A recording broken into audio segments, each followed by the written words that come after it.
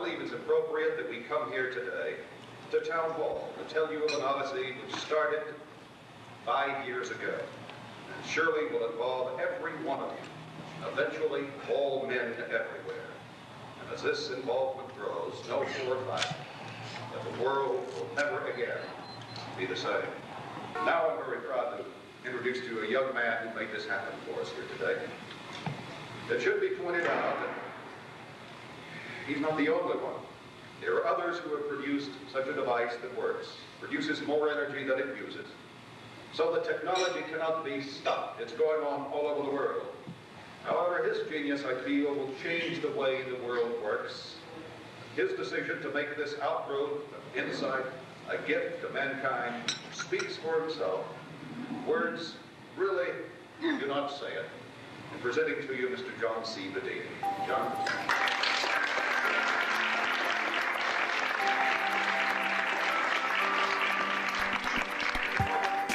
John will show you a crude but effective prototype of the future. John is one of the first involved in one of the most exciting events of our time. Thank you. Thank you very much.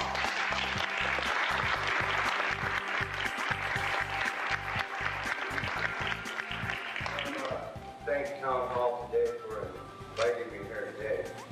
And what I want to do is not get into anything technical with the machine, but explain to you in simple principles how the machine operates.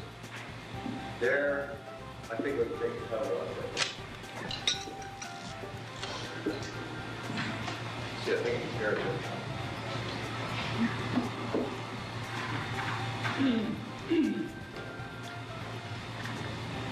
What we have is a bank of storage batteries down there that are from World War II. It is impossible to charge those batteries with a conventional charger because this type of machinery does not allow that, because the energy which it is using actually changes these batteries to a different form. The machine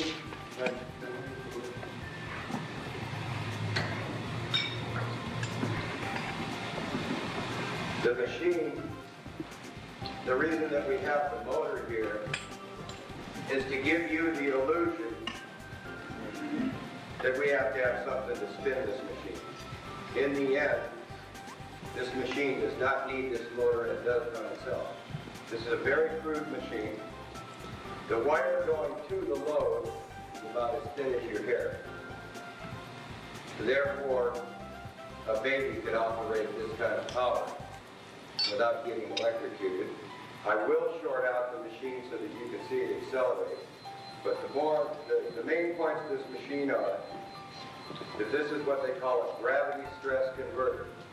And what I mean by that is there are gravity fields surrounding the Earth. They hold you here. What we do is cap a little bit about that and convert it into usable electrical energy. John, you know, we've heard quite a bit about a thing called a Kromrey generator. Mm-hmm. This has happened way back 10, 20 years, and I don't believe it's anything to do with the monopole motor. So maybe you'd like to talk about the No, there's quite a difference between the two motors, and if I can get around to the blackboard, I'll just put a simplified drawing of the Kromrey converter up.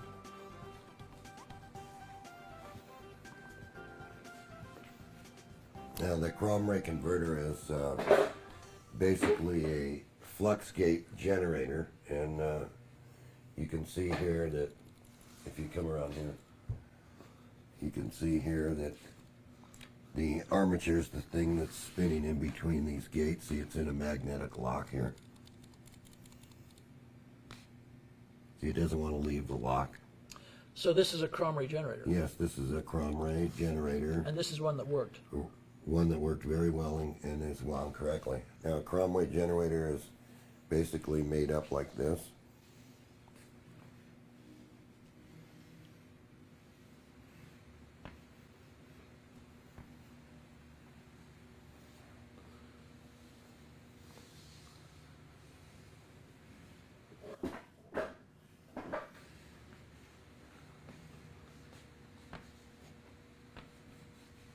So notice right away, it's a north pole here, a south pole here, a north pole here, and a south pole here. And what's in between here is an iron bar, and an iron bar here, and then a non-magnetic shaft. And I must stress this to everybody. This is a non-magnetic shaft, meaning that the shaft is aluminum, it's brass, or it's stainless steel non-magnetic. And it's the only way that you can get this generator to work correctly. So what's on the shaft in the center here are two slip rings. And these are for brushes. So we'll just draw a little brush here and a wire out. And a little brush here and a wire out. And the coil is made up where the coil comes in this way and stops, and then comes in this way, and then see its series down to the next coil, stops, comes out and goes to this slip ring. So it's 4 independent coils, meaning that this is one pole, this is one pole, but it's on the same iron bar. This is a coil, this is a coil, this is a coil, and this is a coil. And these two are series. It's a series arrangement, see it?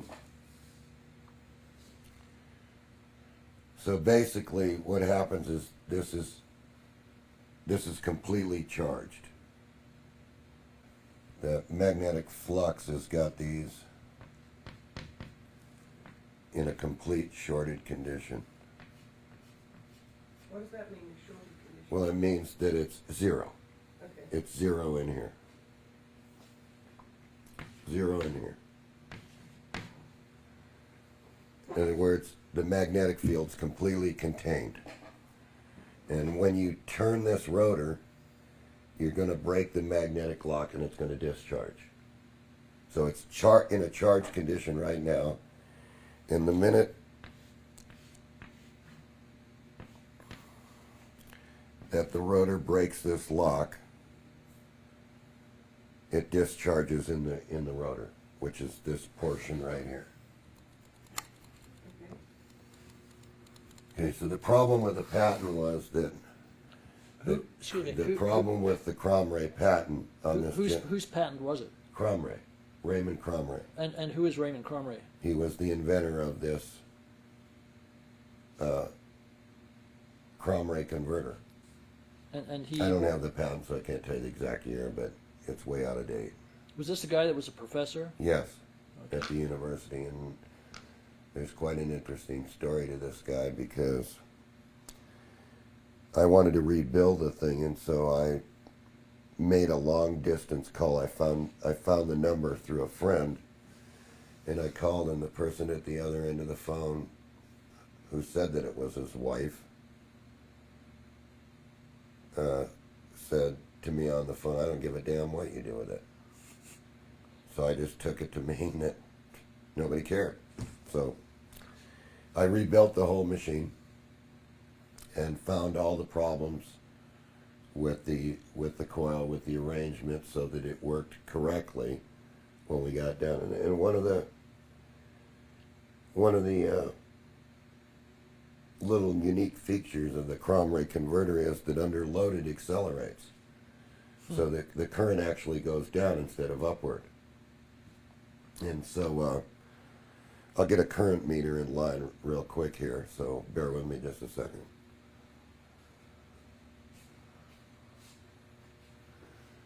I'll just get something that's close here.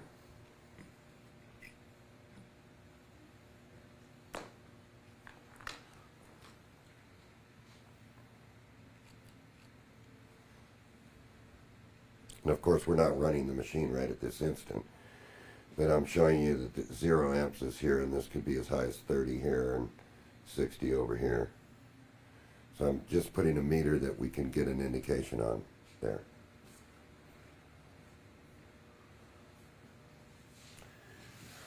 So anyway, there was some mysterious things behind this, in that, why did it never get out into the marketplace? It was so efficient. That's because 120% is, yes, it's over unity, but the problem is it's not at an industrial level. For something to be considered really free energy device, it has to be 300% or over.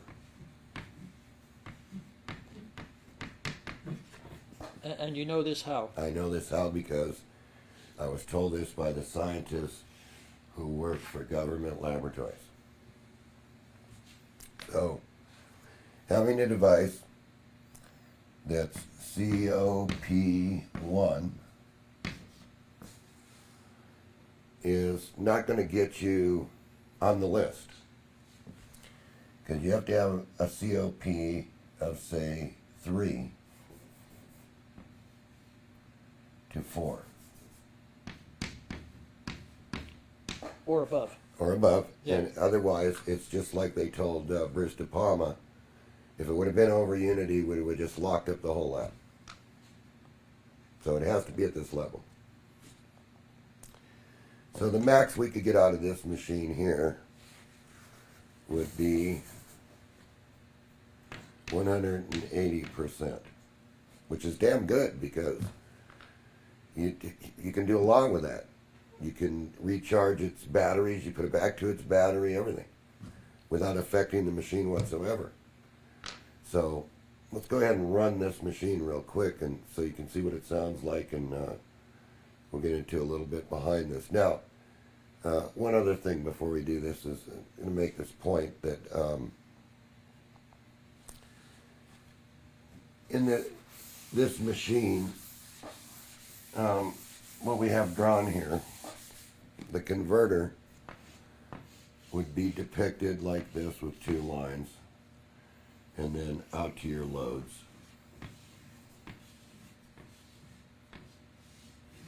Which are lights.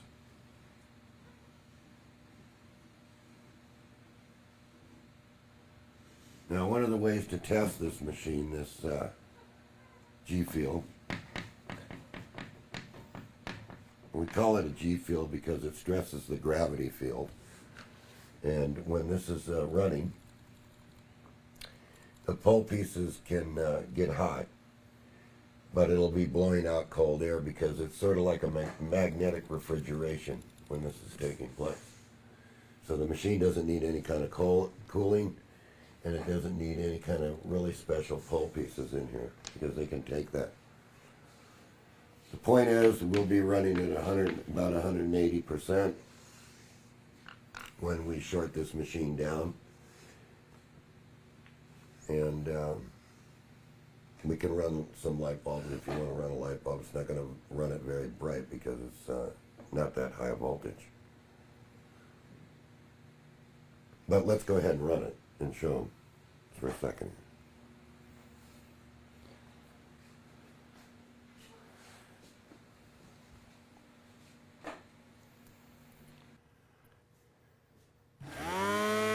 You can see our current there.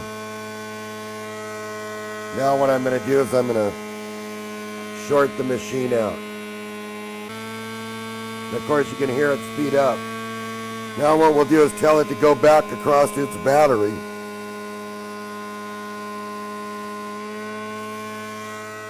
And it speeds up. Okay.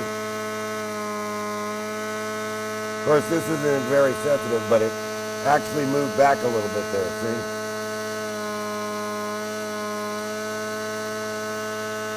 Yeah. Then we can charge this other battery.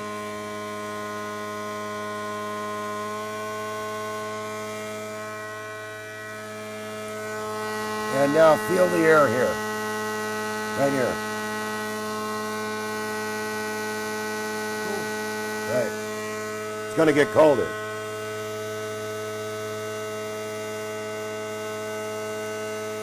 It's also charging this battery really good right now.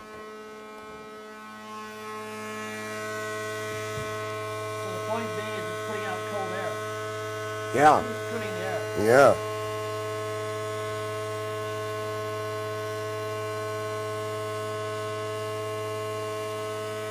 Look where it's got this battery.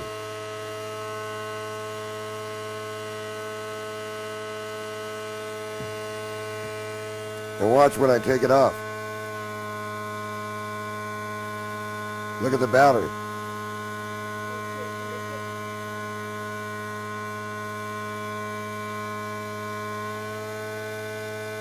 It bounces right up to 13 volts.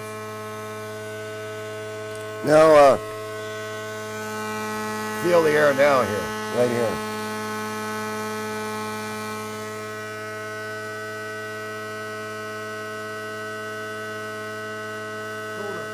Yeah, watch. Now feel the pole piece in there. The end of the pole piece. This end. The end. It's hot. Hot. Yeah, it's quite hot. Yeah. Yes, it is. So where's the cold coming from? the negative energy that it's sucking from the vacuum, because the G field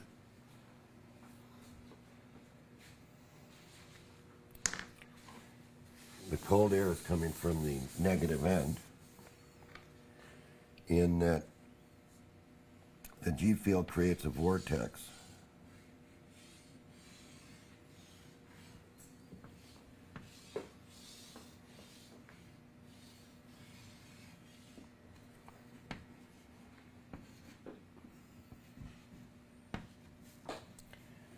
When it breaks this magnetic lock,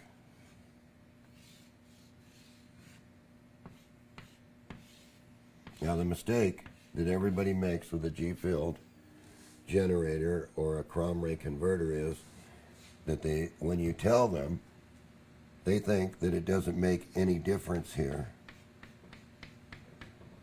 that this is a non-magnetic shaft, but it's stated in the patent, and it's been stated over 250 times by me that this shaft has to be a non-magnetic material, because if this is a magnetic material, then the flux goes like this. Oh yeah.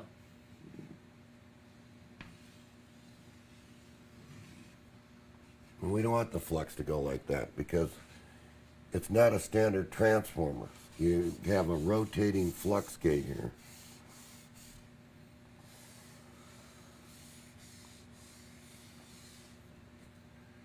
And these are coils, remember.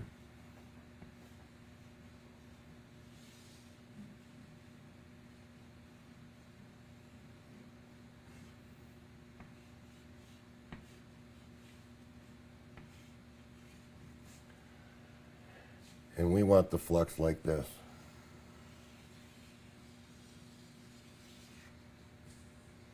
We want it to go in this direction the first time, and back the other direction when it rotates over. What do you mean when it rotates over? Well, when this rotates over, this south, because right now this is the way it is.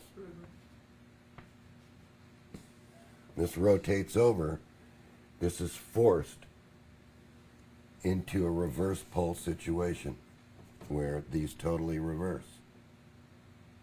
In other words, the south side here now becomes the north side, and the north side here now becomes the south side, because it's rotating this direction.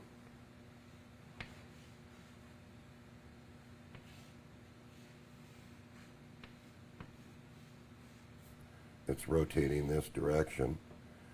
So once we charge in this condition, we want to force it to discharge and then recharge very quickly in the other condition. So although the spindle is spinning in the same direction? Yes, Okay. continuously in the same direction. Right. Now, what's actually happening here is, remember, these magnetic, it's 0 here, it's 0 here, it's 0 here, and it's 0 here. This is the blotch wall, here, and here, and here. See? Right straight through the non-magnetic shaft. Okay. Otherwise, the blotch wall moves over here, which is incorrect. So we could say this is the hidden secret of the Kromrey converter, which is no hidden secret at all if you understand the machine. We're not trying to make anything a secret here. We're trying to tell you how to construct it correctly if you're going to do it. So that remember, really is the crux of the matter right there. yes. Once again, remember what I said with the coil.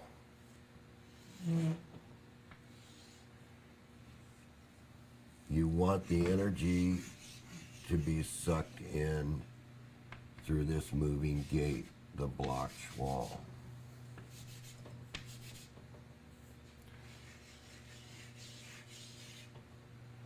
Okay, and then you have the same thing this way.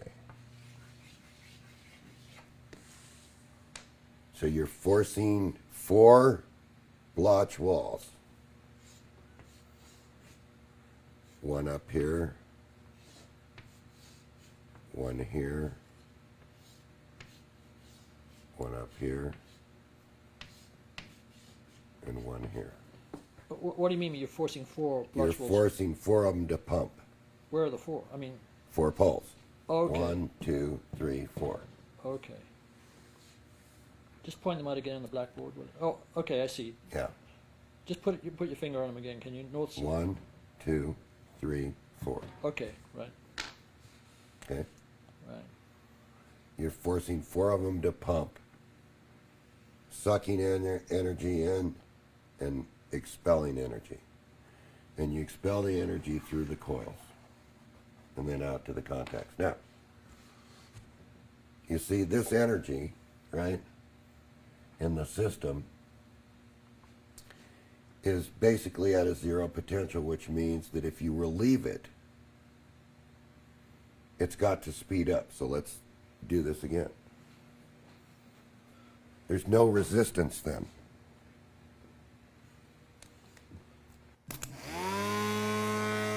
So here, I'm going to short the machine out, right?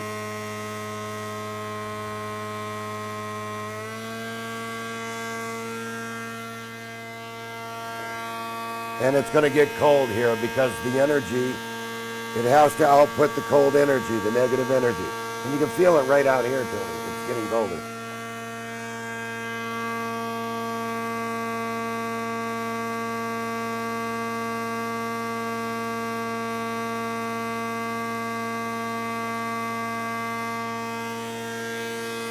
See? It's outputting cold energy only in 4 corners. Feel. Over here, over here, over here, and over here. But if we turn it off now, and you touch that pole that's doing it, it's warm. Yeah, it's hot, very hot. Right. So you see that the normal EM energy is a hot energy and the negative energy is a cold energy. So if you ran that for a while, would it burn up the center? No, No? no, it's just going to speed up and it stays shorted. It's not going to melt any wires. Now here's an example. You see it charge the battery. The energy is safe. I'm touching it. Notice that.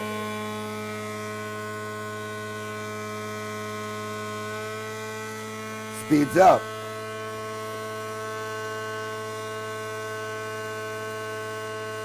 Look at the battery.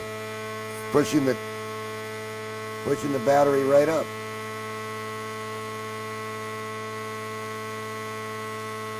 Now, is there any current there? That's the next question, right? Here. I'll disconnect the battery.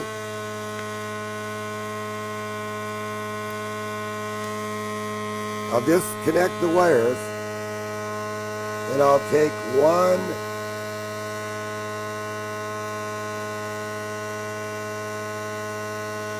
little wire, that size, right there. Can you see that little wire? Watch. There's no heat. Not burning that little wire.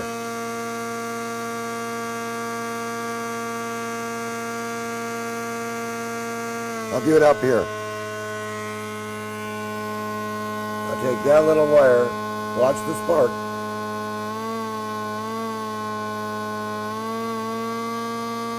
No current.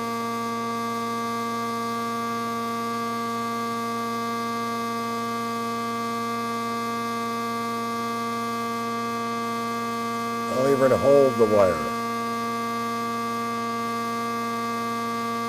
There's no current. Is it cold or just normal temperature? Just room temperature. There you go. But look here. So we'll put it back.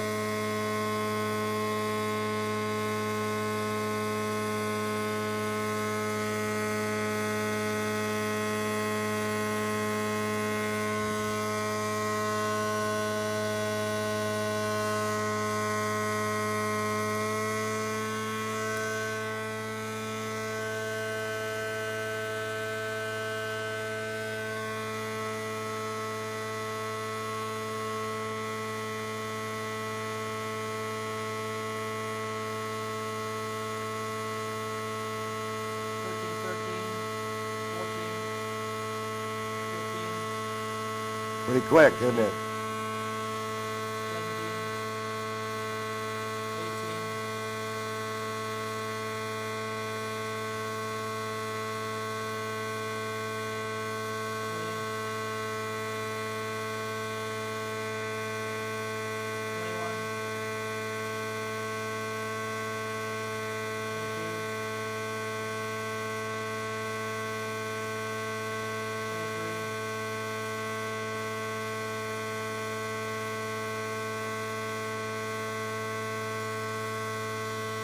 Building the battery.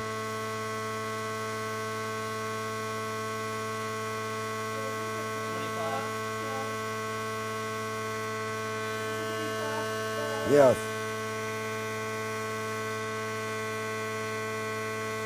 What's there, right? You want to see what's there? We'll take a 100-watt light bulb.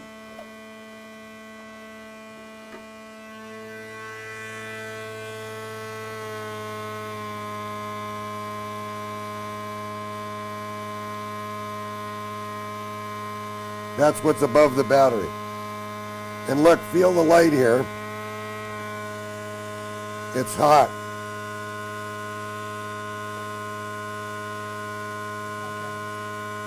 Come and feel the light. Oh, you can't, Pat. Okay. Go ahead.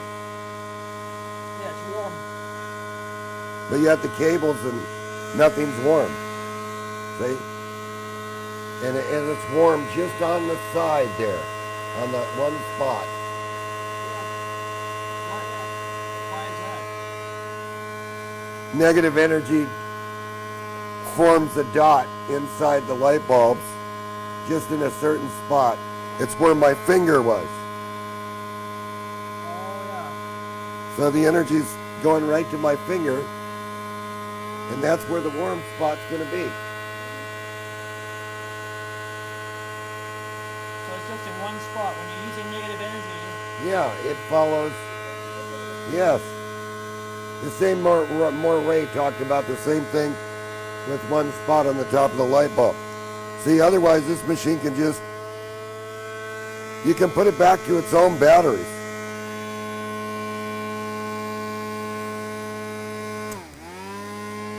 See, you got to get them right, but you can put it back to its own batteries.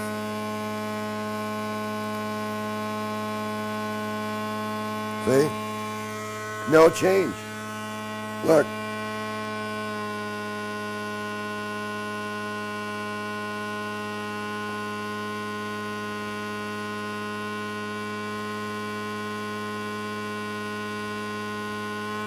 Look here.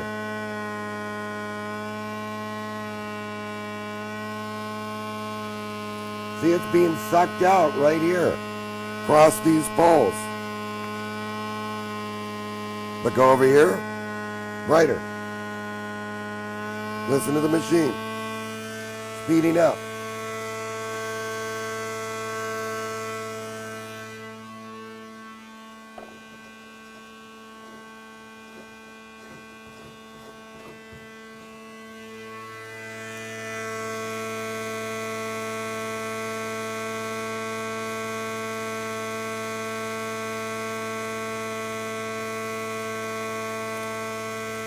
So we saw there's no current in that little wire, right? All right.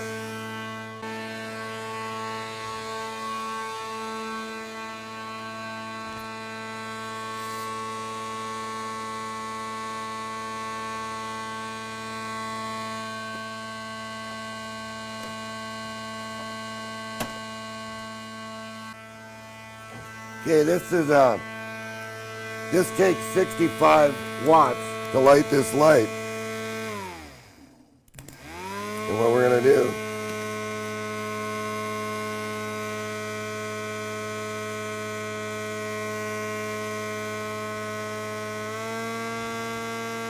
see? Barely any current there. And the machine speeds up and adjusts to the load of the light. See?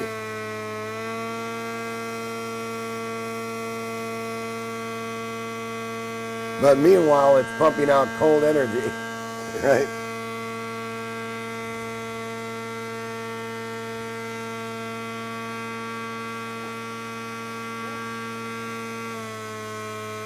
Doesn't care what you do with it. Does it go through there?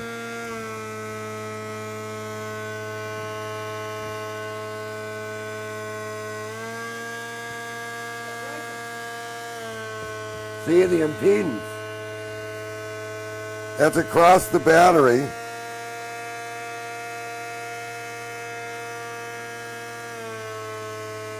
Right?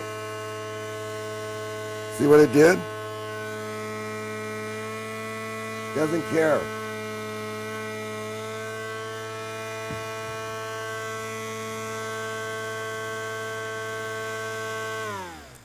And that's what's known as a Kromrey converter. Noisy. Very noisy machine. Specially built. Non-magnetic shaft through the center. And there's a long story behind this. The reason that you don't see these out there, that we never continue to build any more after that. And you can see that normal electricity is a hot thing here, Tony. If you come over here and touch this motor. That's the normal. Right, right. And the pole's the normal down here. But the negative is a cold energy. Right. And see, the battery is, come and feel this battery is cold. You do. I'm tempting.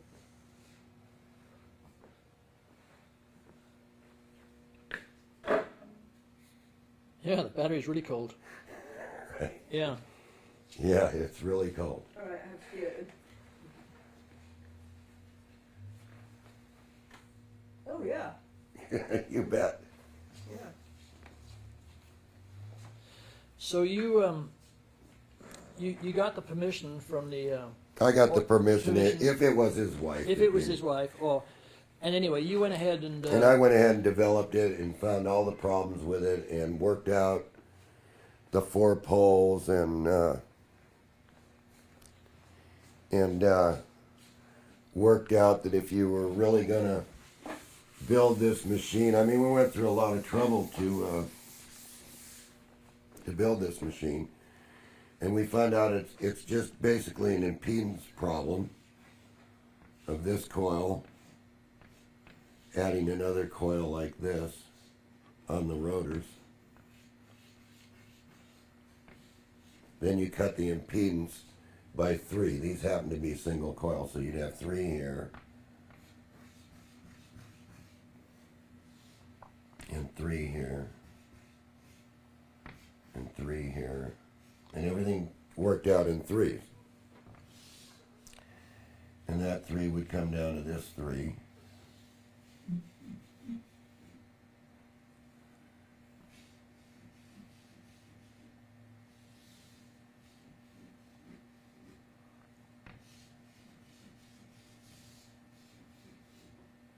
Just like you see it here.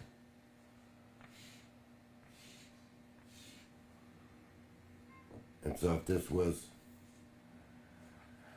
3 ohms, right, when you got down here, right, you'd have 0 ohms. Right. You see? So 0, 0, and actually not 0, so about 4.4, and 0.4, 0.4, which is not a very big impedance at all. But since it's buck boost inside here, Since it's what? buck boost, meaning it's going one way 1 minute and one way the next minute, and it keeps doing that, right? What happens is as these pole pieces heat, the negative energy that you're feeling in cold is in this vortex. It's being blown out of the machine by the pole pieces right at this vortex. And that's what you're feeling is cold. The energy coming out of the machine is cold electricity because the battery got cold and the light got hot. Except for that one spot. Yeah, except for the one spot. Just the one spot on the light got hot. Yeah. And if you shorted out the wires here to a little wire that's smaller than your hair, you had no current there at all. You couldn't even burn the wire up if you had to. That's why it was such a safe electricity for generating power for a house. But that wasn't going to be allowed because it was already at 180%.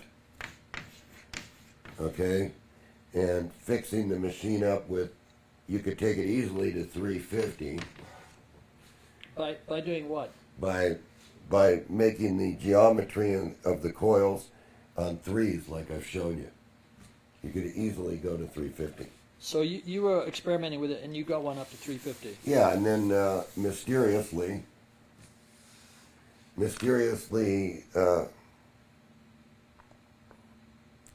fights started to happen in the machine company.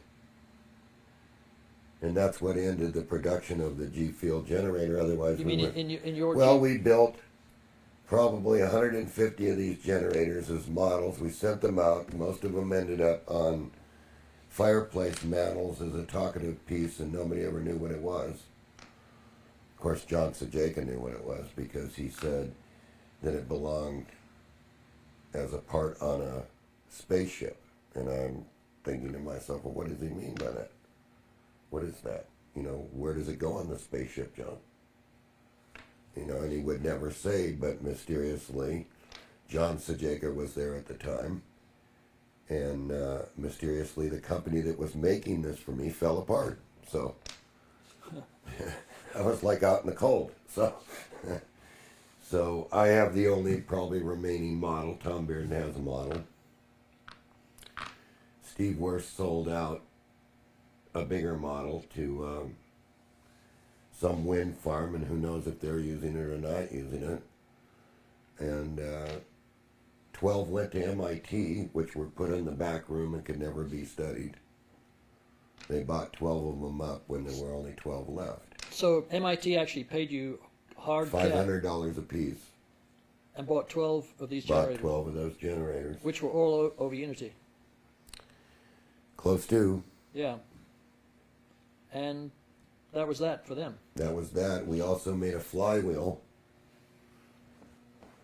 which is this flywheel here, that actually went on another one, and the flywheel stops the cogging. Stops the what? Cogging, because there's no flywheel here. Right. And the magnetic lock makes it jerk around. Right. Tick, tick, tick, tick, tick, right. And once you get it up to speed with the flywheel, it's a smooth running machine, doesn't make that noise. And does it increase the over unity at all? No, or it doesn't It do just it. mechanically, it just It makes mechanically makes it, it more aesthetic. yes. And quieter. And quieter. Yeah. And Steve Worth, of course, machined this one, the 4-pole, which has twice the output of the regular Kromrey converter of that size. And as you could see, you can short it out, you can do whatever you have to do with it. It'll charge batteries really quick, and it does it cold. It's still cold, you know, so. So it's okay to charge batteries quickly. And by the way, this was that dead battery that we depleted. Okay. And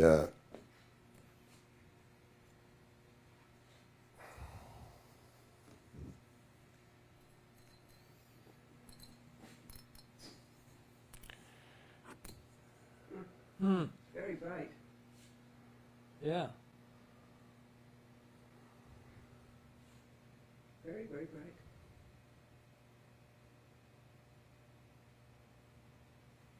and that's cold electricity. See, it's just hot here, like a normal light. But look, we're just using this little clip lead, and it's at room temperature. So will that also get hot where your thumb was? That No, way? no. This is normal electricity now. Okay. But we charged it with negative electricity. Okay. And this is that battery that we totally depleted. Mm-hmm. It's pretty bright. Yeah, it is. Yeah. Need shades. And there's no way that you saw me light those lights. Right, You couldn't. You saw what this was putting in as far as light goes, right. and it could barely light this. Although it got brighter as time went on. Yeah.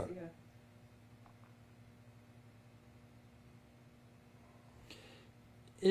You say you got one up to, I think, about 380%. 300, about over 300. Over 300. Could you have gotten it more if you kept experimenting with it? Probably max on that mechanical machine would have been around maybe 400%, because of the way the way it has to rotate. Right. And it was impossible to make an electrical circuit that represented it. It wouldn't work. Yeah. It had to be mechanical. And like I said, when my discussions came up about John Sajeka kept coming around. Now mind you, John Sajeka, the John Sajeka files are probably the most sought after his death in the world. I mean, people ask, well, what happened to the big red schoolhouse where everything that was suppressed was in there? Well, there's some things in those booklets like, how about your electric car, people? You've never seen the electric car that used a wedge of aluminum to power itself down the road for 300 or 400 miles. Of course, there's a lot of stuff that people already know about, but we're talking about the ones like the battery that's aluminum. That they already had these electric cars years ago, where you could go into a gas station and replace. And what the battery was something that was shaped like this.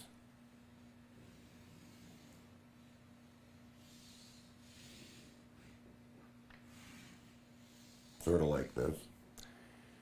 And all you did was put this wedge of aluminum in here, and it used this wedge of aluminum for electricity. It made electricity from this wedge, and that powered your electric car for 300-400 miles. And when you went into the next service station, they had it all set up. And when you went into the next service station, there was nothing really left here.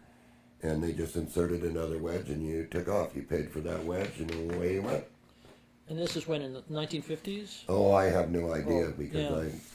But I remember going through the files and it said something. There was a note on the side of it that said suppress it or whatever. So it was suppressed. And then there were things like detecting cancer with a vacuum tube voltmeter, which worked very well. And there were things like ESP machines,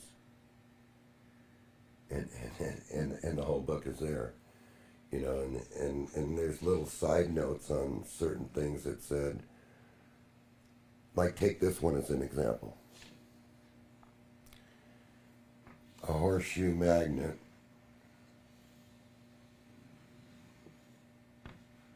North Pole and South Pole, right? We know that there's a normal horseshoe magnet. Well, how many people know that if you had a special tube made of glass that went down here, it was sort of shaped like this, and it was split except for a little point down here. So the tube sort of looked like this, and this is filled with water. And just by doing that, out of this side comes oxygen, and out of this side comes hydrogen. How many people know that? That also, where did that go? That's also in these files. So there are plenty of things that John Sajaka allowed me to copy because he was interested in getting at the G field and stopping that from getting out there, because this was on national radio, and it was shown at the town hall meeting, lighting light bulb after light bulb. Is that the video that? Yes. Okay. And Bill Jenkins was the narrator. Yeah, we have that. We'll be showing that. Yeah, so it actually was done. Steve Worth's standing there, and I'm standing there, and Bill Jenkins is standing there. But you don't find John Sajaka because he didn't show up in those public meetings like that. And the funny thing is how many other things were suppressed, and was this part of some spacecraft, as he claimed? I have no idea. But I just want to make it known, and we're documenting as much as we can on all this for the younger generation coming up that might be interested in making this. Well, eventually we'll have no choice. Mm-hmm. So that's about what I can say at this time. I just look forward in the future to doing a little bit more on it. We should know all this. You know, there's no secret here. The one thing I want to let everybody know is I hate secrets. Yeah. I mean, I'm showing you the machines in black and white. They're right here in front of you. Come and try this yourself. You know, or you can build this machine back here and do it yourself. But there's no secrets. Yeah, and it seems like it's almost magical. Well, yeah, you see, what's not understood, it's mystical. If you don't understand the technology, well, then you're saying the guy's a wizard. He's a magician back there, and he's performing tricks. But I'm not performing any tricks. Well, the problem is a lot of the kids coming up, what they're taught in the schools, they're led to believe that everything is pretty much understood. So they don't realize there are these gaping holes that are not even touched on. Well, it's like a god, in a way. I look at it as like a god. If I fly into Africa in an airplane, and this was a famous story by Sajaka, if I fly into Africa in an airplane in a village that never has seen anything, and I land, they're going to fall to their knees and worship me. If I show them a flashlight, they're going to run. That's what you have here. So, believe me when I tell you, there's nothing supernatural about this. There's no big secrets. It's all normal physics that's been kept away from the common person. So he doesn't understand it. So therefore he's skeptical, and he says, that can't work. But have you tried it? No. Why would I try it? It doesn't work. So I'm happy to demonstrate the machines and share the technology with you. Which was Steve Worth's brother-in-law. He was running all the machines. He was making all the pieces and the parts. And this guy went berserk. Wow. Nuts. How can you have him go nuts? Only after Sajaka's been there? How could the guy go nuts? Unless Sajaka had something, some machine, and he did have machines. So, you didn't goof around with him. No, but he was the kind of guy, Pat, that would, he'd come around and he'd have 2 horseshoes. Hi, John. How you doing, John? Let's go. Let's go have a piece of pie. He'd go. What were the horseshoes about? He had those interlocking Oh, horseshoes. yeah, yeah. You know, it was a game he played all the time. Something that he thought everybody was interested in. They'd be interested in it because he was a farmer anyway. From Iowa. Well, yeah, he was from Iowa, but a CIA farmer probably. Yeah. And I used to tease him about that all the time. And it's funny that John Sajaka took a liking to me. And of course, then one day he brought over a notebook and he says, he says, here, look at this. And so I went through the notebook. And he says, I said, can I copy some of this? He says, you got an hour. And he meant it. Because exactly when an hour was up, he says, that's it. Can't copy no more. And he took the notebook and went away. He just threw the notebook like this. Have a look at that. And here I am looking at all this stuff in this notebook like this. And I'm going, never seen that. That's interesting. I think I'll build that. No, you won't. I said, can I copy that? Yeah, you got an hour. And then pretty soon it was 2 notebooks, and 3 notebooks, and 4 notebooks, and 5 notebooks, and 6 notebooks. And I says, I got to buy a copy machine to copy all that.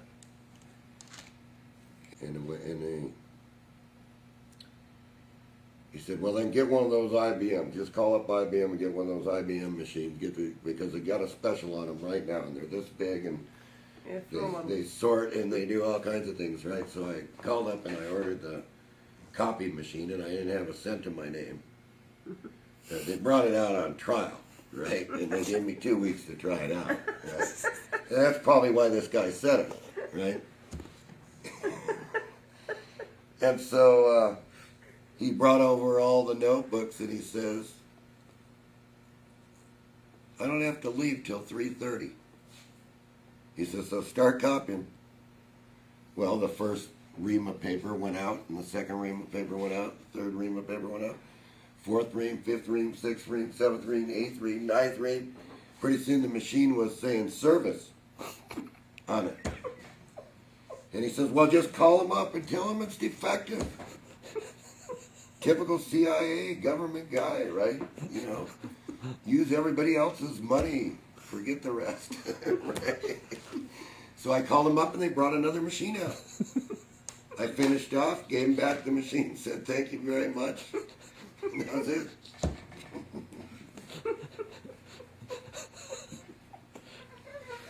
And that was what he did. You know, when he said he filled his gas tank full of water and just dropped some catalyst in it, he wasn't kidding. He had the bottle in his pocket. It's right there with the bottle in his pocket. He goes, watch this.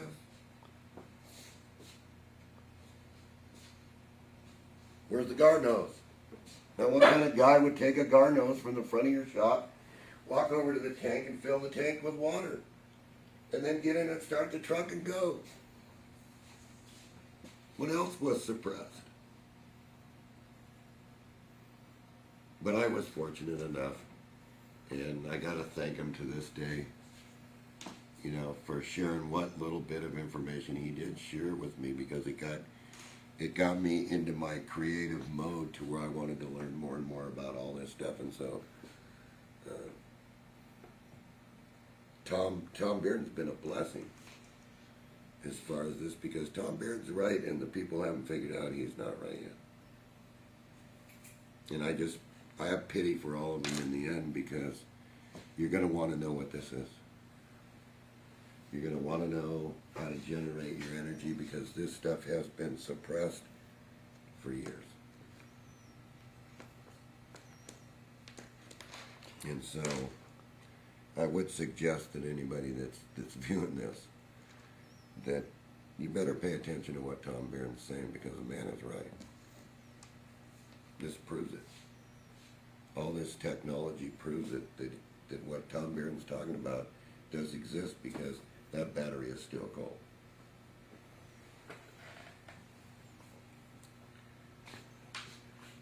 Once the energy is in place, you may not be able to measure it, but believe me, you have senses that can tell. Yeah. And the light comes on to show you Yes. stuff. Yeah. And the light comes on to show you things, because there's no meter that can measure negative energy. This cannot measure anything negative. This meter here can only measure the waste product. Can you conceive in your mind of what a meter would look like to measure it in 50 years or whatever it is? Yes, it won't look anything like this. Right. It'll be a differential type meter. Okay. And it'll work more on the way your thoughts work. Mm. It'll work with that energy level. It won't work. It won't be mechanical in any It'll way. be Yeah. almost like, More as a parallel processor than yeah, more, right, exactly. And because you can feel when an energy's hot, and you can feel when an energy is cold. And definitely, if something's hot and it's spinning around, it blows out hot air, right? Well, this was spinning around and was blowing out cold air. So they're right there. That just shoots the whole thing down. And we finally figured out what it was, and I drew it on the blackboard, and you have that. But Sajeka was a different guy, because he it's kind of hard to even tell the stories. You know, was a happy-go-lucky guy, but when you got him mad, he'd bug you, which he did to me. Mm-hmm. And that's the only reason I wasn't friends with him after that, was because he put a bug in my shop and was listening to everything that we were doing. Because he thought that I was letting what he told me out. So how did he die in the end?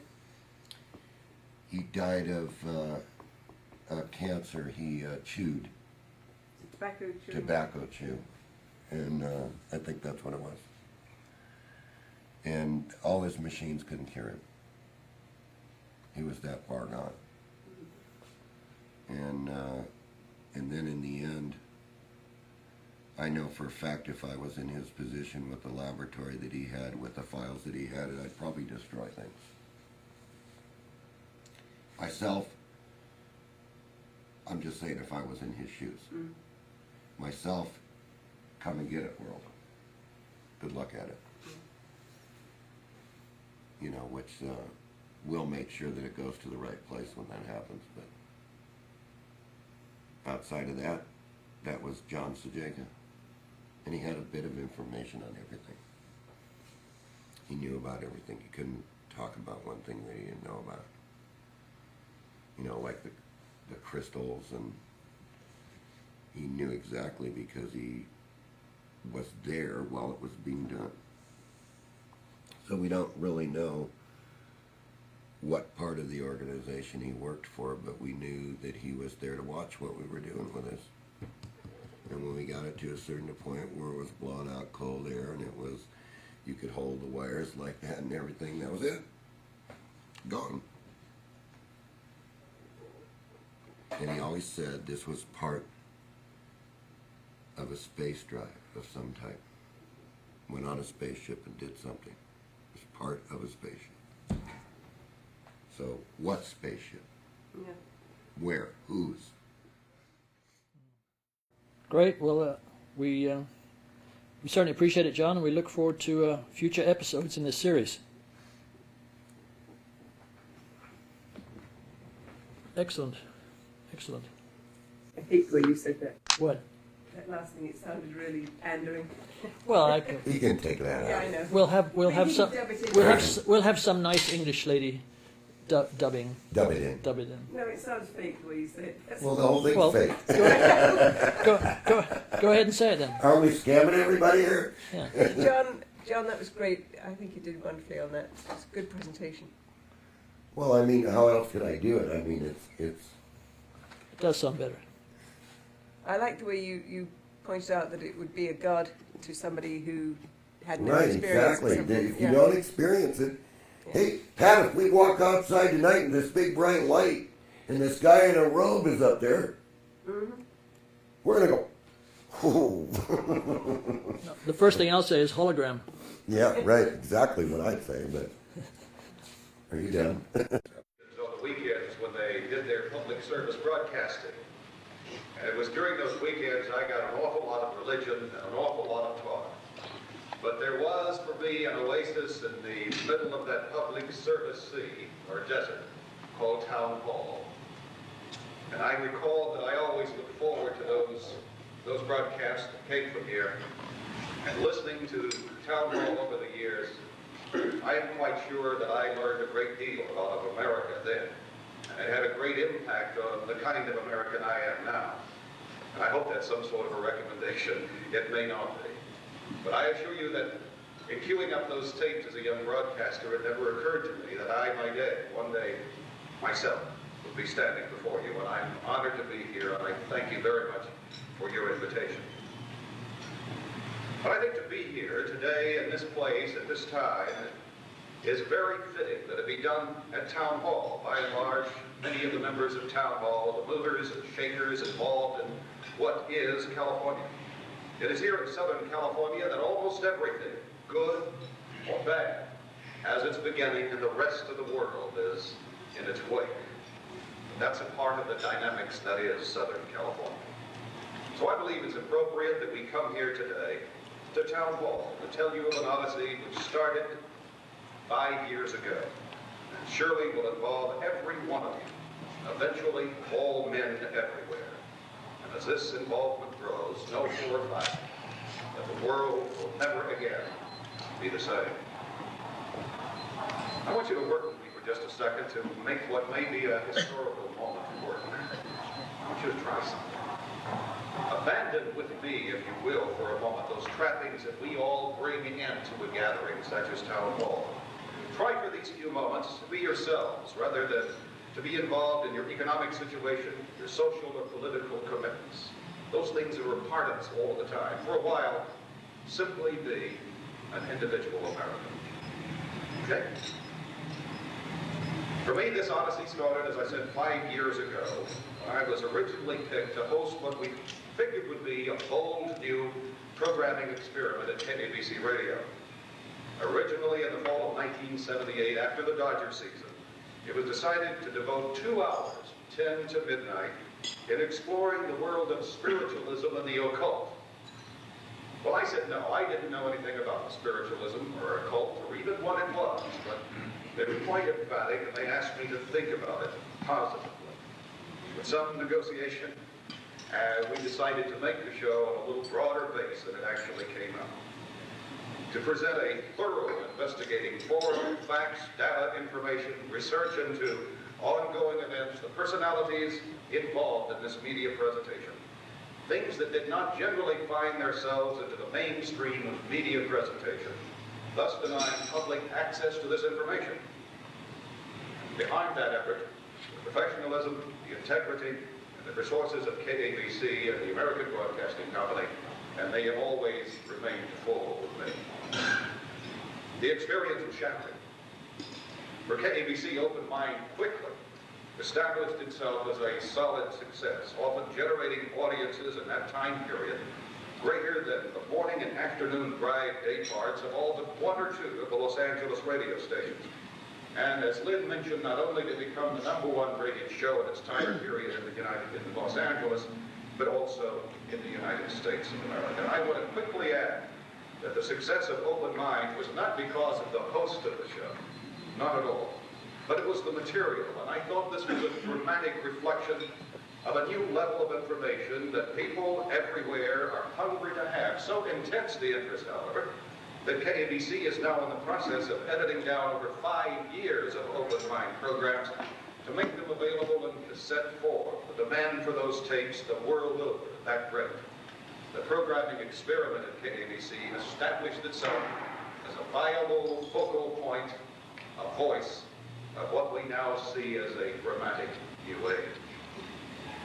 I must confess to you that over the last 5 years, week after week, closely held belief systems gave way to a new reality. Stunning, staggering, and simmering underneath the view of the world most commonly seen by the public. There are many fascinating things I could tell you here, but I assure you that would take hours. But the most important thing for you to understand was the discovery that our research turned up of a vast, global subculture, if I can call it that. A subculture that knows no political bounds, no cultural bounds, no religious bounds.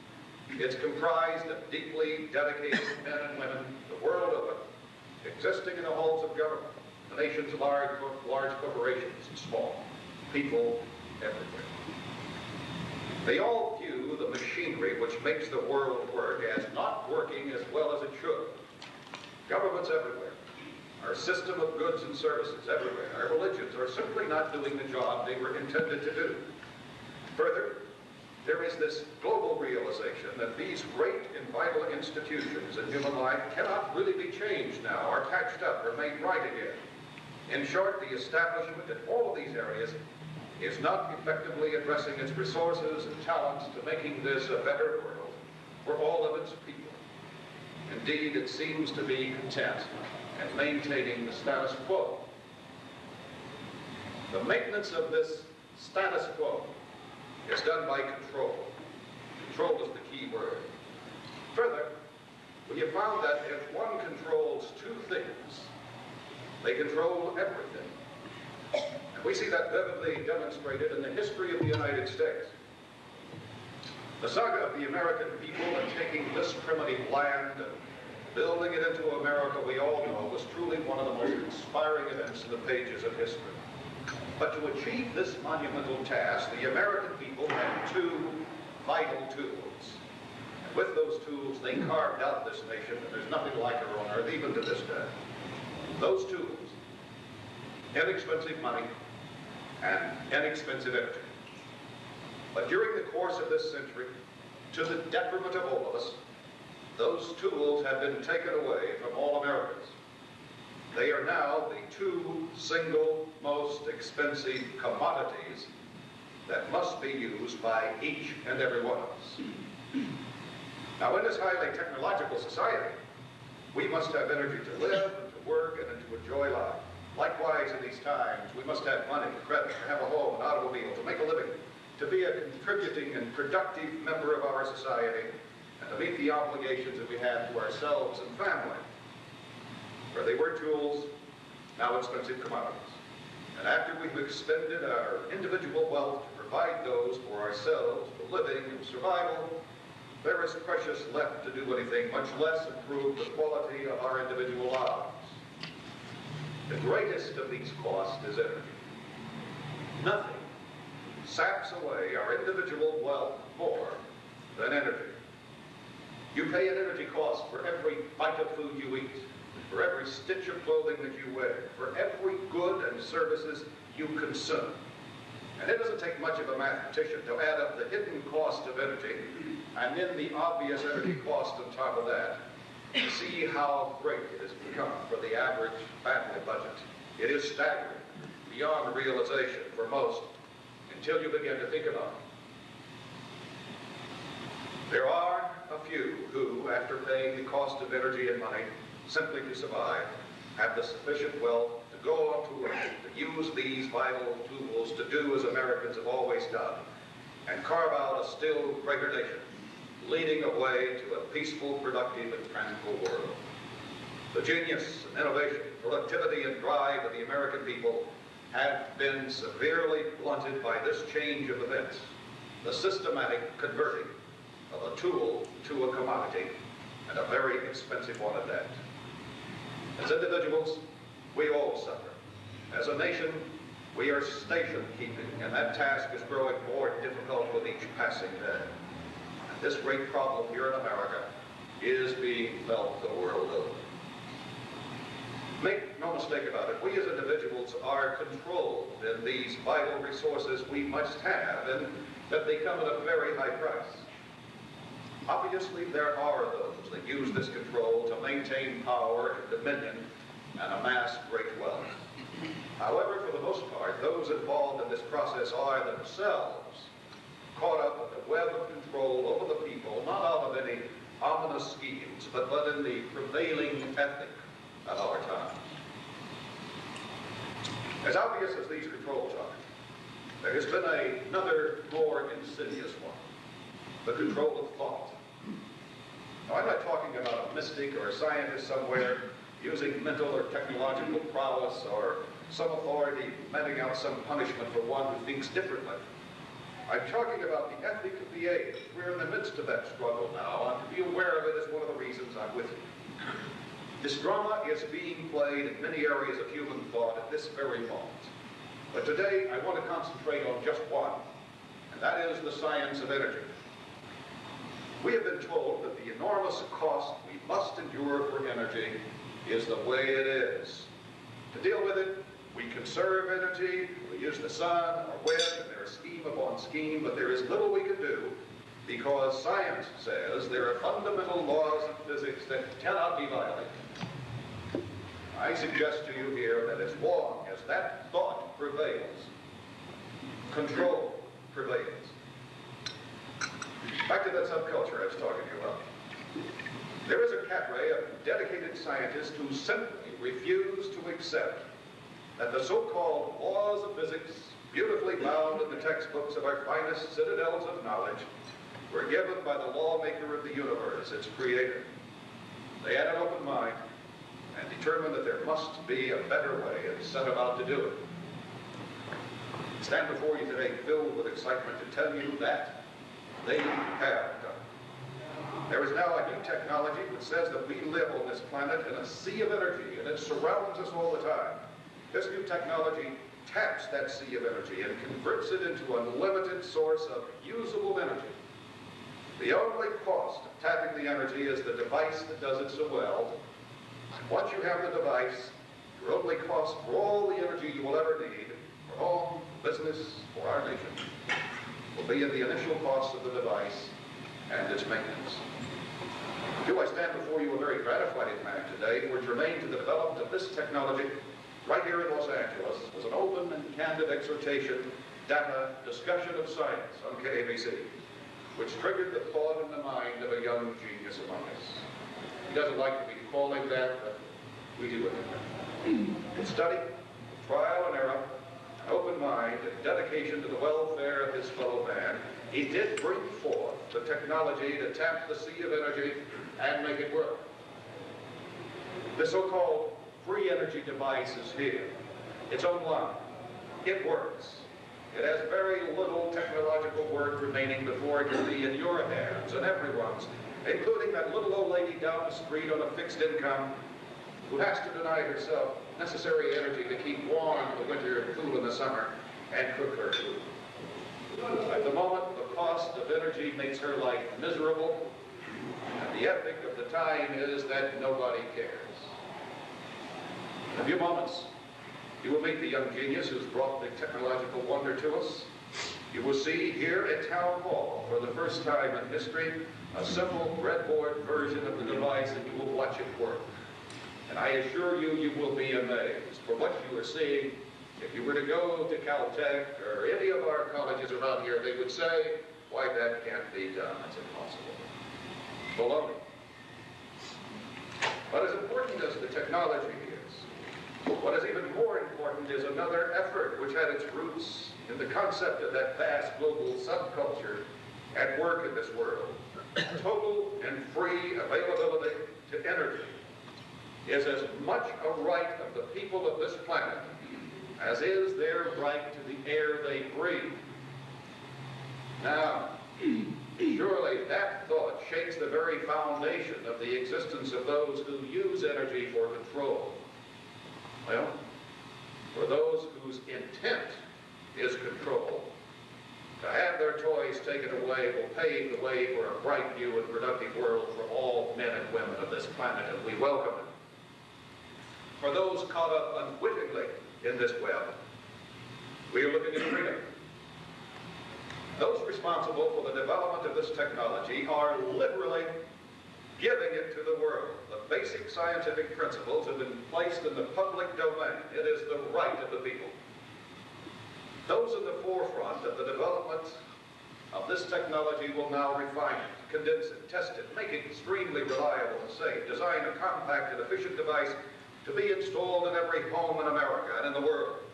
Where that's not practical, units will be designed for industry and for the utility companies and distribution systems the world over, little ones for individual appliances, and for the use of the automotive and avionics industry. The uses are limitless, bounded only by our imagination. Then a remarkable thing will happen. Something which defies the ethic of the way we now provide goods and services one for the other.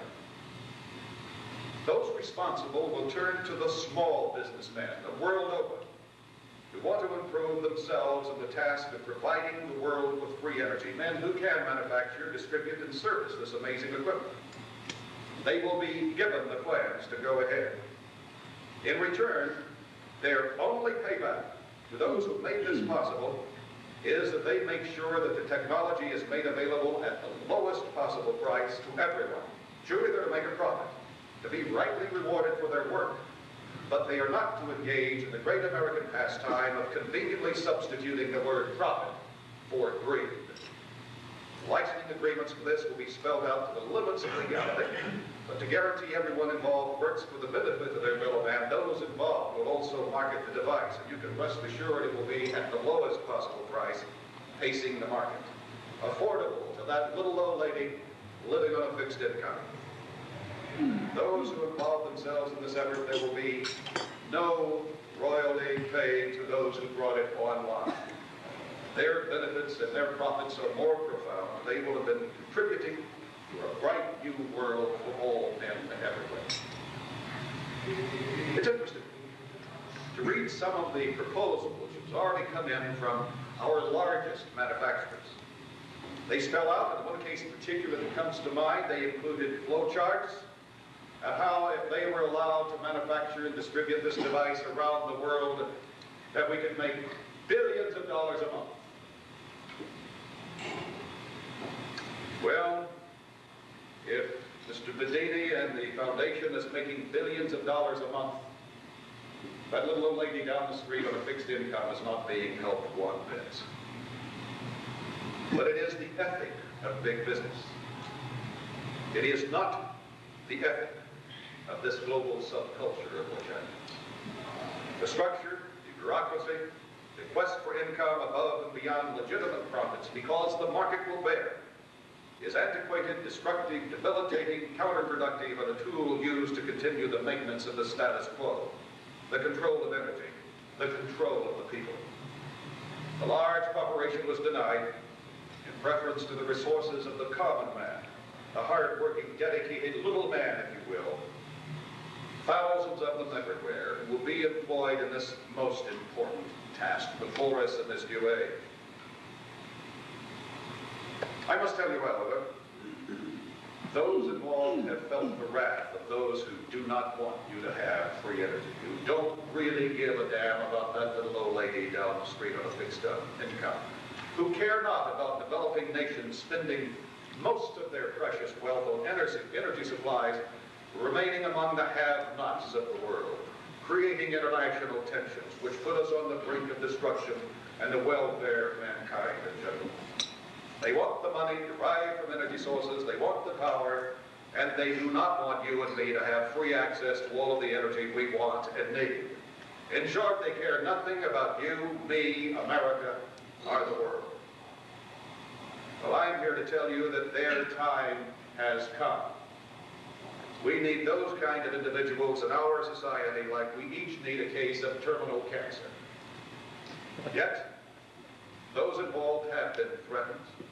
now that it's realized that the technology is real, what they see is an ominous dark cloud on the horizon forward. Not only will their energy toys be taken away, but it doesn't take too much to realize that the device itself represents but the tip of a technological iceberg, a technology which is far from their reach.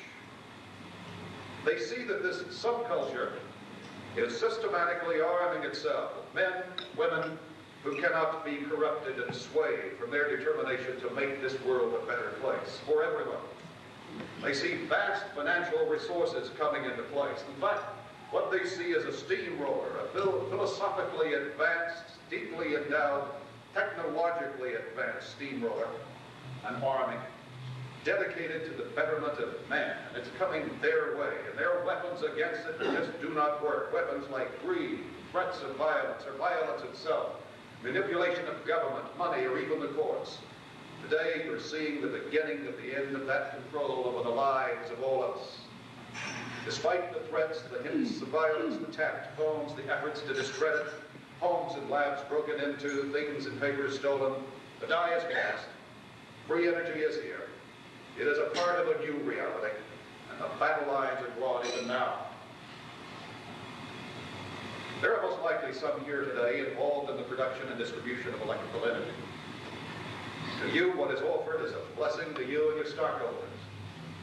As these devices penetrate the market, you will see in time a reduction in the demand curve for your energy, which will reduce the need for expensive capital formation, new nuclear plants, or fossil burning and polluting plants, and the eventual elimination of all polluting sources of electrical energy.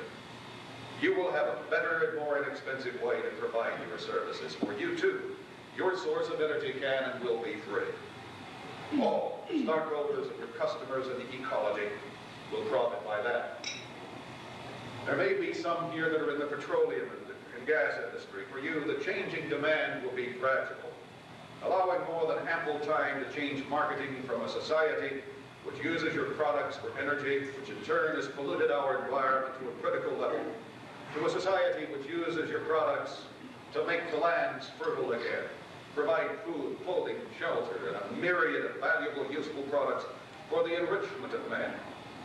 Demand for your products will never wane, but there are greater uses for the good of man on earth, for petroleum, than burning it for energy.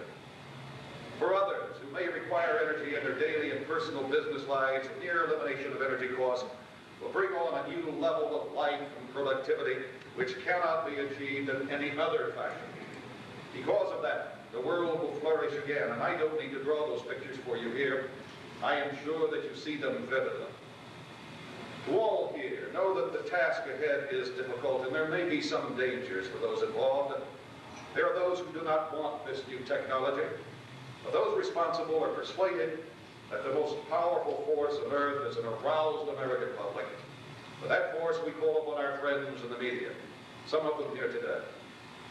We know that there will be politicians and bureaucrats who will want to impose new taxes and regulations on the devices to make up for the enormous revenue losses to government this technology will bring on.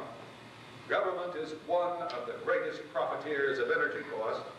The business of government is not energy, but rather the well-being of the people, and they should get about that business. We know that there will be efforts of those that are the powerful, whose power is centered in energy, to sweep this technology under the table and keep it out of the hands of the people. They have done that before. They will not do that again. In this regard, I am reminded of one of the saddest chapters of our history and one of the most miserable moments in the history of capitalism. At the turn of the century, there was another man of vision and insight among us. His name was Nikola Tesla. His genius gave us the alternating current, the electric generator, the dynamo, the electromagnetic wave that we use at radio stations and television stations. The list of Tesla's accomplishments was enormous. Our society would literally fall down without his inventions. Tesla said he could, and was about indeed to, produce a system which would give everybody all of the energy they could ever use free. And this was around the turn of the century. All they would need is a simple device with a ground and an antenna. Well, when J.P. Morgan who had been his financial backer, heard of this. He withdrew his support, used his influence to write him out of the history books, made free energy something impossible to patent, and later Tesla died of hunger. That story is another about Tesla. Sometime I'd like to tell it to you. We now know that Tesla was right. He could have done it. And had he been allowed, the world around the turn of the century would have had free energy. But it was the ethic of the J.P. Morgans that energy was something to sell, the distribution of energy was something to sell, and as a carrot for Washington, something to tax, and free energy disappeared. Personally, I am persuaded that this development would have brought a new quality of life to the world then, and there are compelling reasons to believe that there would have been no such thing as World War I, the Depression, World War II, and the miseries that have followed. I'm sure that Morgan did not do this out of a desire to plunge the world into further misery. He simply did it because of the ethic of his time. That event will not take place again. Any effort to deny free energy will be a detriment to you, me, America, and mankind. Those involved are prepared for this, and we are confident that the people themselves will not allow any further resistance to change. To the politicians and to the bureaucrats who attempt to thwart the introduction and the use of free energy by the people by means of unwarranted taxes and restrictions, they will be met with a full weight of judicial review by the people and in the courts of the land and in the court of public opinion. I can assure you now that those responsible here will utilize their vast resources to make the name, rank, serial number, face, address, telephone number, and other vital data about any such public service a household word in every American home, as this is the man who's working to deny you your rightful access to free and abundant industry or energy, and what are you going to do about him, America? And for those in the private sector who might attempt in some way to affect the same thing by attempting to buy and vary, by imposing unconscionable profits or other means, expect the full resources of those involved to bring similar public attention to your enterprise and feel the wrath of the American people. But all this need not be. We've moved into a new age, a new level of technology which has brought on new demands of the human spirit and genius. Rather than fight change, which would vastly improve the quality of life for all mankind, get behind it. Join the cause. Demand of government, business, finance, their total cooperation in getting this technology into the mainstream of American life, working in every possible way to effectively bring it into being, and at the lowest cost. Demand of academia, they realize that they have been closed-minded in the development of this new science, and others this science leads to, and get busy building a new science, a pristine one, rather than providing a science and technology which often is built upon the garbage of science rather than the true one. To our friends in the media, your role, as it is in the preservation of our republic, is vital. Your genius and abilities are needed to keep those forces which may want to stifle this technology at bay. I feel confident that your craft and expertise will be adroitly applied, and being that ever watchful watchdog on the affairs of our land, equally concerned as we all are that this technology prevail quickly, unimpeded with some of the levels of resistance which might be arrayed against it if it is void of the public forum. This new technology does underscore an old saying as never before, that being the survival of the fittest. But as our ethic conveniently substituted the meaning of the words profit and greed, so has the meaning of the word fittest been changed. It used to be the one who was the strongest, the most shrewd, the most cunning, the most devious, a whole list of marvelous human attributes. It no longer means that. The fittest means the one who serves mankind the most. Hopefully, all of us here will quickly move into the vanguard of a new generation of Americans who are indeed the fittest. Now I'm very proud to introduce to you a young man who made this happen for us here today. It should be pointed out that He's not the only one. There are others who have produced such a device that works, produces more energy than it uses. So the technology cannot be stopped. It's going on all over the world. However, his genius, I feel, will change the way the world works. His decision to make this outgrowth of insight a gift to mankind speaks for himself. Words really do not say it. And presenting to you Mr. John C. Bedini. John.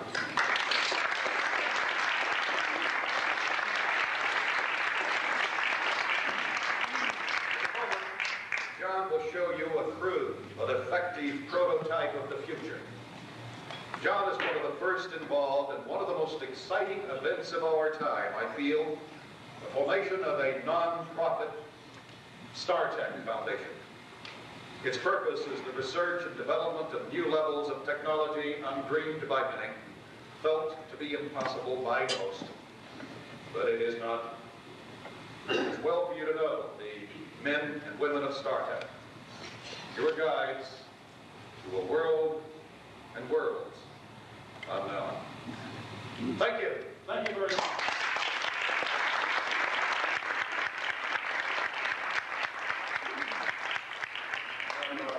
Thank Town Hall today for inviting me here today. And what I want to do is not get into anything technical with the machine, but explain to you in simple principles how the machine operates. There, I think we can take the camera like this. See, I think you can hear it.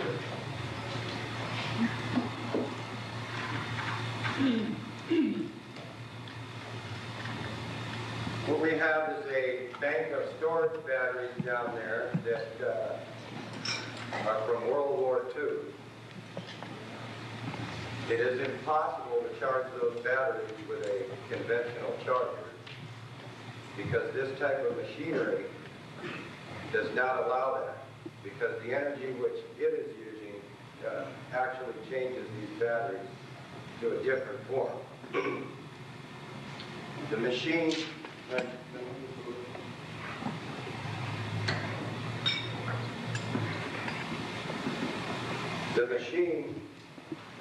the reason that we have the motor here is to give you the illusion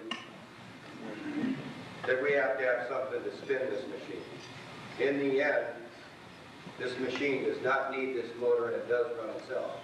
This is a very crude machine. The wire going to the load is about as thin as your hair. Therefore, a baby could operate this kind of power without getting electrocuted. I will short out the machine so that you can see it accelerate. But the main points of this machine are that this is what they call a gravity stress converter. And what I mean by that is there are gravity fields surrounding the Earth. They hold you here.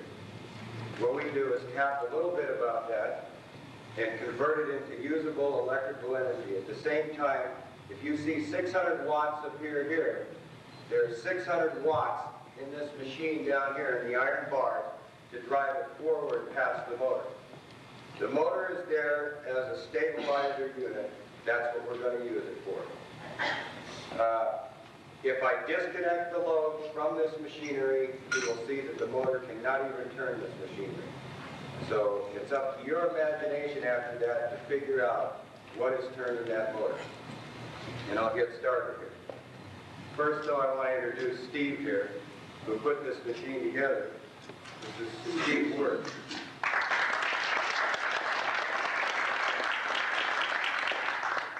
And if you would please, after the demonstration of the machine, I'll be more than happy to answer any questions within a reasonable limit.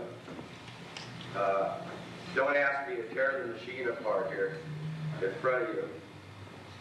I will, however, go into a little bit more technical explanation than what I'm able to do here right now. But the main thing is I want you to see it run, I want you to see it accelerate. I will disconnect the load from the machine. You will see that your wall current will not turn the machine. Here's Steve. Also, we want to let you know it makes a little bit of noise because it's a primitive one of our setups on this machine. And it will make some little noise.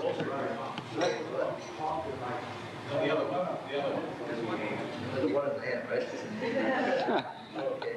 But this machine, he'll dead short. Now, you know with AC current, dead short, he'll start the wire with fire. We all know it's plugged in a short wire, right? We also will get, when we dead short this, you'll see it, the machine will run faster. If you had a generator, conventional generator from outside, we use everyday commercial use, we dead short it, we'd have a big fire, but the machine would blow down. This does everything the opposite. So John, we're going to do the demonstration now or what? Yeah, one thing I want to explain here is I'm not going after brilliancy today. What I'm going after is look. I want to simulate a standard heater that would be found in somebody's home that uses electrical energy. Now this motor is a 1/3 horsepower General Electric motor, Westinghouse motor, excuse me. It draws only 5 amps from the wall. It's found on every blower squirrel cage system that you use for air conditioning and heating. This isn't even a capacitor run motor. It's only 1/3 horsepower. There's no way possible that this motor can turn this machine, and what I want to do is demonstrate that for you right off here. Now we're going to go ahead and do that. Okay, we're going to start it up, and I'm going to need Steve here to hold it. And then later on I'll come back and answer any questions that you have. As I screw in the light bulbs, these will dim down, but the wire will never burn up. What will happen here is the generator itself will start to pull the motor. And when that happens, it's running for free from the wall. And then I'll disconnect the load, and I'll show you that this motor that comes out of this wall will not drive the machine.